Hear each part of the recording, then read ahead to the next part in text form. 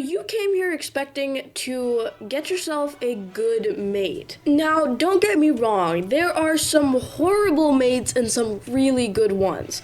But what if I told you it was actually our fault that some of our mates are bad? Well, being me, I've went through about 5 mates during Mars's time, and I have to say all of them were practically the same. The same.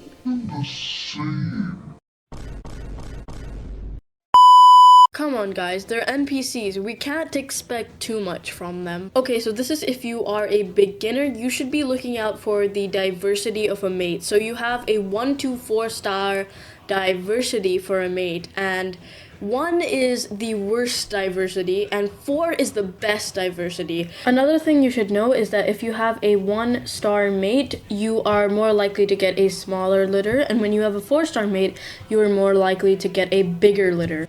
Now I need you to choose between these 2 diversity mates, 1-star or 4-star. I would honestly pick somewhere in between, or a 1-star mate if possible, because 1-stars can produce smaller litters than 4-stars, and I like smaller litters as it's easier to deal with. Now you might be saying, ADV, why would you prefer a 1-star mate? They're terrible at everything.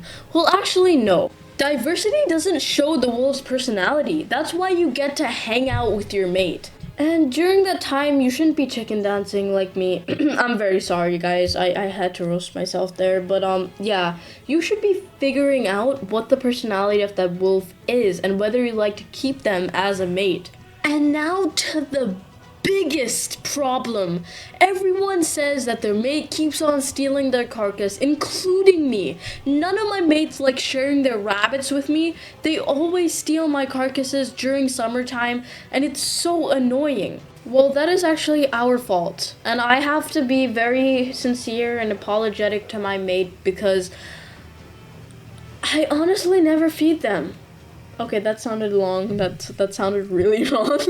All I'm saying, guys, is treat your mate how you would treat your pups. And I know most of you guys wouldn't just make your pups starve to death. Well, I know some of you guys would, but, yeah, anyways.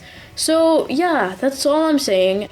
Now, if your mate still steals your food during the summertime, even if you feed them and treat them well, just like you treated your pups, maybe you should have done a better pick when it was time to get your mate. Now, you know this by seeing how lazy they are. Also, another tip is, if you do sleep for a long time, your mate will eventually go get themselves some food if you don't put permadeath on. But if you do, they will starve to death.